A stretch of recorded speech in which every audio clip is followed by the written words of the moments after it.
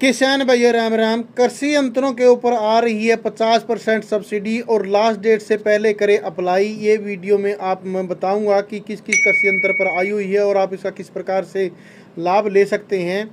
ये खबर है किसान भाइयों 4 सितंबर 2024 की 1:43 की, यानी कि आज ही ये खबर आई है। तो आज ही मैं आपके लिए वीडियो बना रहा हूँ। किसान भाइयों, ये जो कृषि यंत्रों के ऊपर सब्सिडी है ये स्मैम योजना के तहत आई है। जो स्मैम योजना है किसान भाइयों, उसके अंतर्गत जो है कृषि यंत्रों के ऊपर सब्सिडी है। ये देखिए आप, लगभग 50% सब्सिडी है किसानों के लिए और यह 66,000 किसानों के लिए सब्सिडी आई है, जिसमें 200 करोड़ रुपए सरकार के द्वारा तय किए गए हैं। तो इस प्रकार से आप सब्सिडी का लाभ ले सकते हैं। आइए इस योजना में कौन कौन से कृषि यंत्र हैं और कहाँ की ये सब्सिडी की जानकारी है, तथा साथ में मैं ये भी बताऊंगा कि आपको किस प्रकार से आवेदन अप्लाई करना है। इन सारी चीज़ों की जानकारी के लिए वीडियो को आप पूरा देखें। अगर आप पहली बार अपने यूट्यूब चैनल पर आए हैं तो अपने यूट्यूब चैनल को सब्सक्राइब करें। अगर फेसबुक पेज पर देख रहे हैं तो फॉलो करें।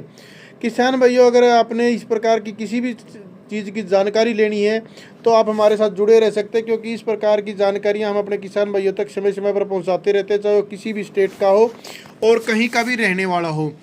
किसान भाइयों, कृषि यंत्रों पर मिल रही 50% सब्सिडी। इस योजना के तहत जो है किसानों को सरकार किन किन कृषि यंत्रों पर दे रही है: rotavator, thresher, cultivator, bund former, reaper, seed cum fertiliser drill, disc harrow, plough आदि के ऊपर जो है सरकार 50% सब्सिडी दे रही है। लेकिन ध्यान रहे कि यह सुविधा राज्य के अनुसूचित जाति, अनुसूचित जनजाति, लघु सीमांत एवं महिला किसानों के लिए ही है। ज़्यादा कोई इसमें सब्सिडी नहीं दी जा रही है। अन्य जो है उनके लिए किसान भाइयों इसके अंतर्गत जो है सामान्य किसान है, उनके लिए केवल इसके अंतर्गत 40% सब्सिडी दी गई है। कभी आप बाद में कहो जी आपने तो 50% बताई थी, सरकार तो 40% कह रही है, आप झूठी वीडियो बनाते हैं। ऐसा कुछ नहीं है।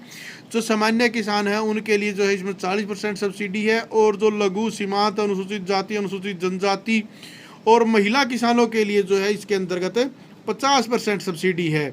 तो इस प्रकार सब्सिडी दो प्रकार से है। इसके अंतर्गत तो आपको कुछ बातों का ध्यान भी रखना है। किसान इन बातों का रखे ध्यान। कौन कौन सी बातें एक बार देख लीजिएगा आप।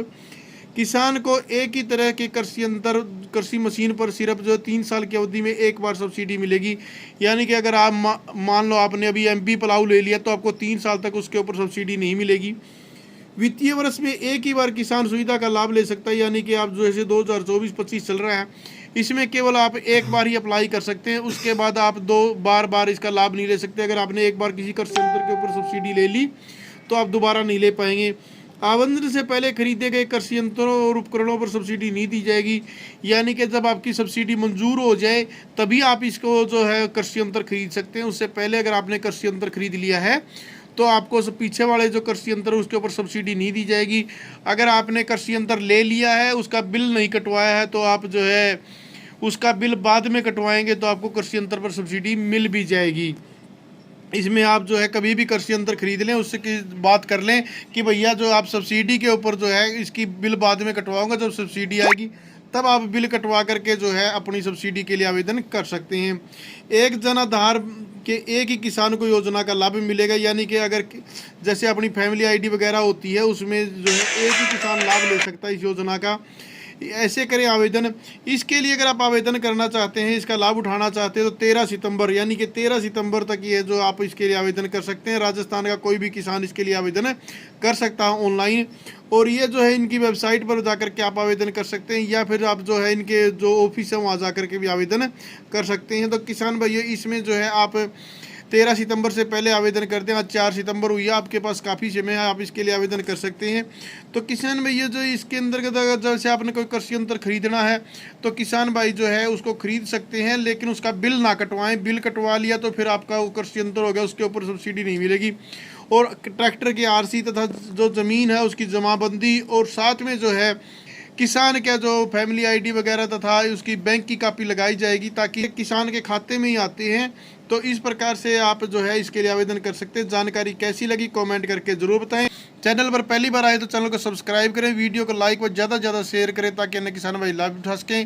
धन्यवाद किसान भाई। जय जवान जय किसान।